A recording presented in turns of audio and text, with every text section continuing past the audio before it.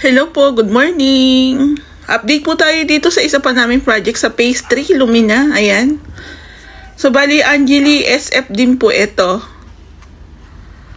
So, bali, naka-install na po yung mga deco stone. Yung kulang po na ituloy na namin. Ayan. So, bali, yung taas na part po is lalagyan natin ng moldura. Ayan. Ayan. Tatlong poste po yan lalagyan natin ng moldura. Tapos dito po sa loob, ang ginagawa po namin is pag-i-install ng tiles. Ayan, kino-continue po namin yung pag-i-install ng tiles na 30 by 60 wall tiles po. Ayan. So, bali ang ating backsplash po is 60 by 60 na block. So, bali, inuna po muna namin yung 60 by 60 na backsplash para meron na po kami susundan.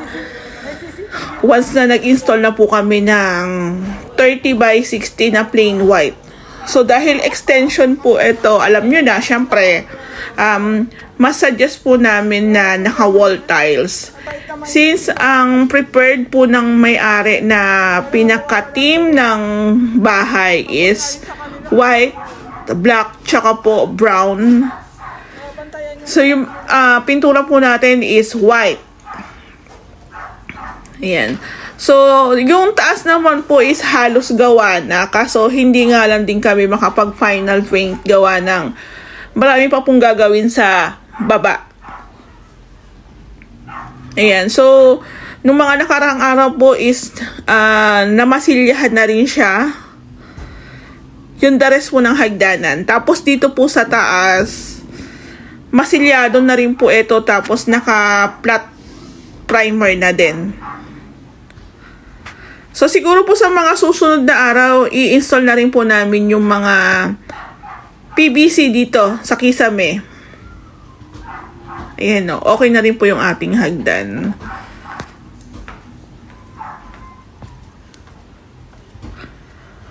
Ayan. So, pag naipwesto na po natin lahat ng materyales, luluwag na rin po yan. So, ito yung ating counter slab. Nalagyan na rin po siya ng tiles. Bali, same lang po sa backsplash. 60 by 60 na marble block. Ayan, yung may haspi po. Ayan o.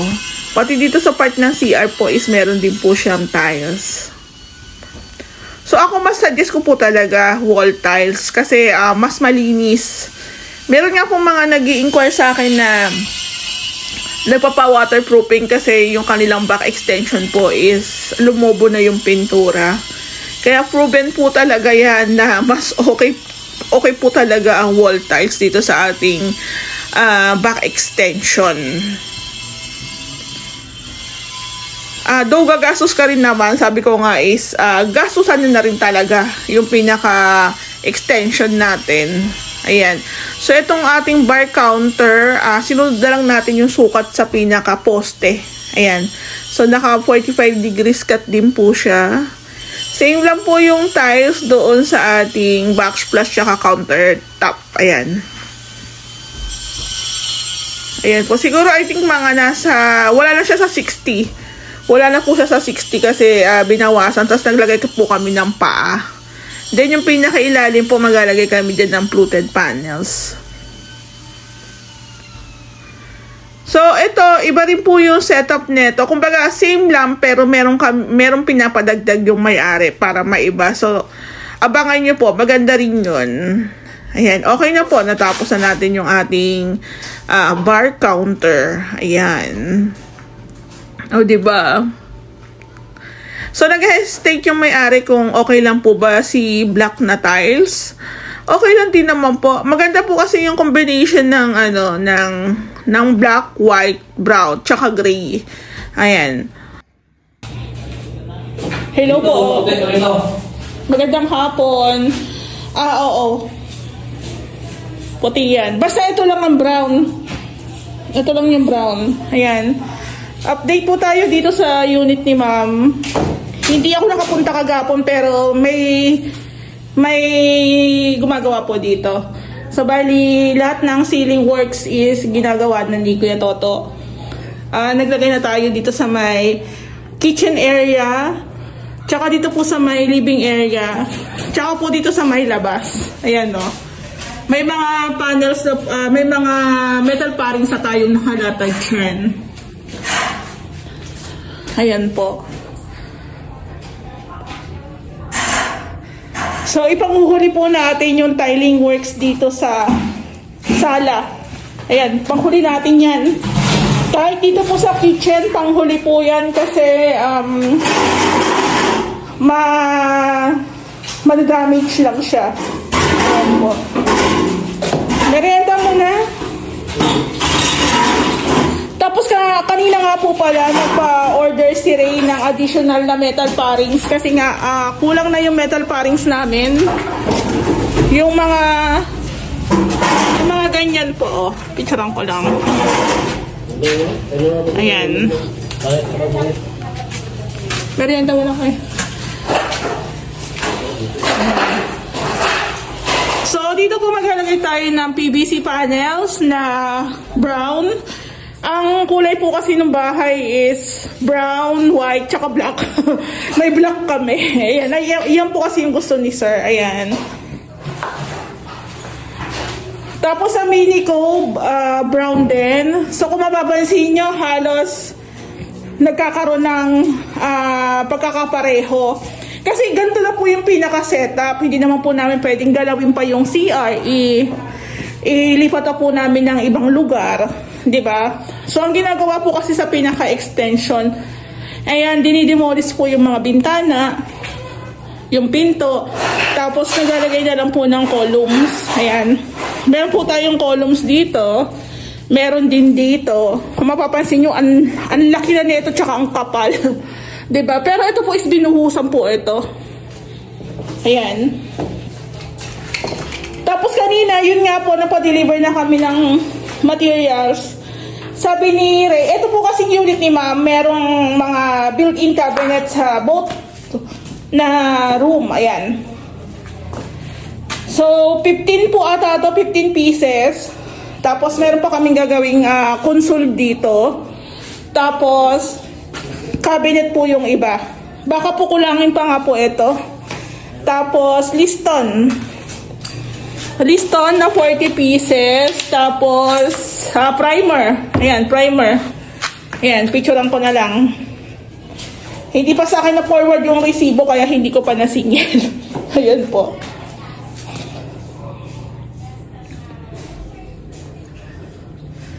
So, madali lang naman po ang paglalatag ng kisame. Medyo talagang ang iko-concern mo talaga dyan yung wirings. Kasi, depende sa may-ari sa nagpapagawa kung ilang ilaw pang ipapalagay. Ayan. So, usually, pag meron tayong center light, kailangan po talaga meron tayong reinforcement. Lalagyan po natin ng medyo support para kung mabigat po yung ating ilaw, kayanin po ng ating metal parings. Ayan po. Tabi po. Ayan. Yung bathroom naman natin, okay na. Hindi lang namin siya tinuloy kasi nga magpapalit kami ng pinto. Tapos, yung iba pong materialis nilabas na po namin dito. Ayan o.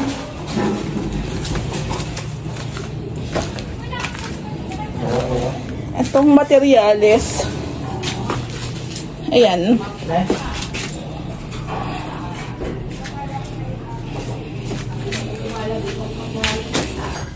So, bali ang pinaka-discarte natin dyan, unahin po muna lahat ng ceiling works. Ayan po. So, naka-install naman na po yung lahat ng metal parings. Then, ito na nga po, pasensya na kasi ang kuha ko dito is patayo dahil ina-upload ko rin po siya sa Facebook page namin. Ayan. So, bali na-install na po yung ating PVC panels na may rib or may mga guhit-guhit. So, depende po sa inyo kung gusto nyo plain lang or may mga guhit. Ayan po. I think mga 2 days lang po yan ginawa nila Kuya Toto. May kasama po siyang helper. Tapos yung cob naman po natin is sasarhan na lang. Ayan. So, sa team po namin, halos gamay na rin po talaga namin yung mga trabaho. Kaya kung magpapagawa po kayo sa amin, siguro, kung ikukumpara natin sa iba, siguro abutin niya ng 1 week. Pero sa amin, 2 days, kaya naman po. Ayan. Pero syempre, hindi pa po kasama yung pagpipintura dyan. Ipanghuhuli rin po natin yung pagpipintura. Pero ito po, naabangan na rin po natin siya ng wirings para po sa mga pin lights na ilalagay natin. Ayan po. Then, ito nga po, galing kami sa All Home ni Ray. Bumili po kami ng mga pintura na gagamitin po namin sa mga projects namin. Nag-i-stock po talaga kami gawa ng pag naubusan po kami tapos nasaktuhan na wala ring base sa All Home, ayun po, problema po yan. Ayan. So, pati po yung mga moldura o mga window seal na ginagamit namin sa All Home din po yan. Ayan, share ko po sa inyo. Ini-stock po namin yan sa bahay. Pinipicturean ko lang po yung resibo. Then, sasabihin ko po sa may-ari yung presyo. Libre, ano na po yan, pamasahe kasi meron naman tayong sasakyan na ginagamit. Ayan po. Namimili po kami after ng trabaho, pahinga lang ng konti. Then, ayan, bibili kami ng mga materials na kailangan po sa makeover natin. Ayan. So, lalo na po, pag si client ko is may trabaho, nasa abroad, ayan, kami na pong bahala. So, bali, share ko nga lang din po pala sa inyo, meron po kaming ocular visit ni Ray sa Phase 5. Angeli Tan House po ito, inner unit. Ayan. So, bali, since taga Phase 5 lang din po pala si ma'am is kinukuha na rin po namin niya kahit pa onti-onti lang po yung paggawa. Kasi hindi naman nga po lahat na nagpapagawa sa Lumina is kaya yung budget. Ayan, so uunahin lang po muna natin yung taas. Pag-i-install po ng tiles, 60 by 60, tsaka turong partition. Tapos gusto rin ni ma'am meron din po siyang hallway. Ayan po. So, ito naman po is hindi minamadali. Pwede naming isingit-singit. Yun din po yung nagiging agreement namin sa may-ari gawa ng marami po talaga kaming projects na iniikutan. So, ikot-ikot lang. Yan. Ang gawa naman po namin dito is Pacquiao. So, tapos update lang. Yan. According kay ma'am, hindi naman siya nagmamadali. So, gusto lang nila kahit paano maumpisa na daw po yung kanilang unit na magawa na po pa onti-onti. Ayan. So, sila ma'am nga po pala is medyo malayo pa yung lugar nila. Ako na lang din po yung nag-aasikaso. Then, yung payment, pagbigay po sila ng 38,000. Binili na po namin ni Ray ng mga materialis yon para while waiting po sa kuryente, at least ando na po yung mga materialis. Kumbaga, yung pera nila, safe na. Nabili na namin ng materialis. Then, yung sa labor po, wala po muna silang binigay. Dahil hindi rin po muna kami tumanggap kasi wala pa naman din po kami nagagawa. Ayan. So, sa amin dito, tiwala lang din talaga. Tiwala lang din po talaga yung nagpapagawa. So, abangan din po natin sa mga susunod na araw. Mauumpisahan din po namin to. Once na okay na po yung Meralco ni ma'am. Ayan, binigay na po sa akin yung susi. Ayan, thank you po. So, minsan sinasabay na rin namin sila pag pauwi na. Hinahatid namin po sa guardhouse. Ayan. So, malaking tulong din po talaga pag may sasakyan. Kasi tulad sila po, wala naman po silang sasakyan. Ayan, wala silang service. So, sinabay na po namin. Ayan, thank you po kay ma'am tsaka kay sir. Tapos, balik na po tayo dito sa project namin sa Phase 3. Ayan, nakapaglatag na po kami ng mga metal span drill. Ayan, so may mga nagko-comments, may mga nagtatanong. Mas mainit daw po ang metal span drill. Actually, sabi nga ni Ray, kahit naman po walang kisame, mainit naman daw talaga. Totoo naman po yun. So, ito, kung iisipin mo lalong uminit, ayun yung nasa isip natin. Pero kung iisipin po natin na para ma-hide po yung wirings, mga tubular, magkaroon tayo ng magandang ceiling, makapaglagay po tayo ng magandang pailaw, perfect po itong ating metal span drill dito po sa my front extension. Then, meron din pong comments kasi sa page na katagalan daw po, magpe-fade daw po yung kulay. Eh, lahat naman po ng mga bagay o materialis is nagpe-fade naman po talaga. Ayan. So, hindi po natin maiiwasan yan. Lahat naman po ng materialis, ganun. 'Di ba? So, ito po talaga ang kagandahan sa metal span drill. 4 inches lang po yung lapad niya. Yung haba po, depende po sa area na paggagamitan.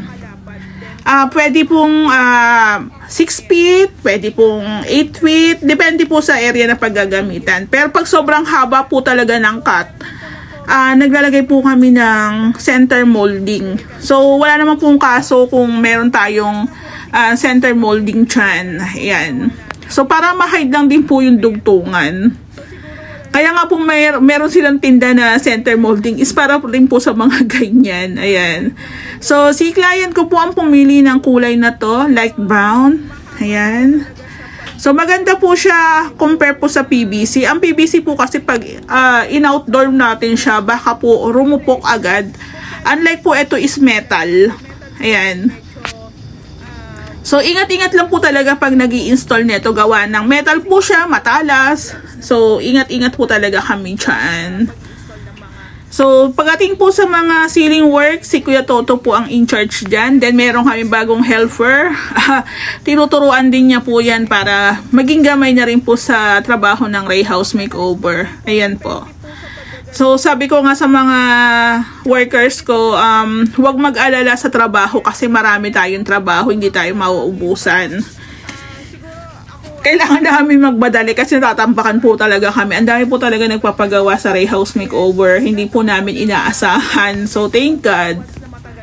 Then, nagpapasalamat din po pala kami sa may-ari nito kasi hindi rin po talaga kami minamadali. Ayun. Sabi ko nga rin, kukunin ko yung isang unit o project basta hindi kami irarush. Actually, kaya namin siya ng 1 to 2 months. Kaso sa dami po talaga ng projects namin, nagkakasabay-sabay. Iniikutan lang po namin. Umaabot na po kami ng 3 to 4 months. Depende pa po yun sa mga additional na paggawa. Lalo na po itong unit ni ma'am. Marami po itong gagawin. May TV console.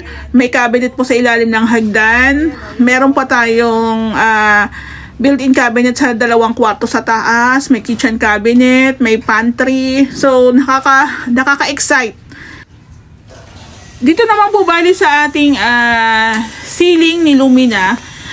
Gusto po kasi ng may-ari magpalagay ng ilaw po dito sa ceiling. Kaso wala po kaming kakapitan. Wala rin po kaming paglalatagan ng wirings. Kaya po, binaklas na lang po namin yung hardiplex. Then, sinuggest nga po namin sa may-ari na metal spandrel na lang po na white ang ilagay. Ayan, mas maganda pa nga po siyang tingnan. Ayan, at the same time, nakapaglatag po kami ng wirings. So, pag naglagay po si ma'am ng pailaw dyan, kayang-kaya na pong i-carry. Ayan, no. Meron pa siyang bent o pasingawan. Bent. Ayan po. Kaso, kinulang lang po kami. Bali, mag-a-add na lang po. So, ito po is additional din po siya kasi hindi naman po siya kasama sa scope of works namin. Ayan po. So, ayan po. Thank you!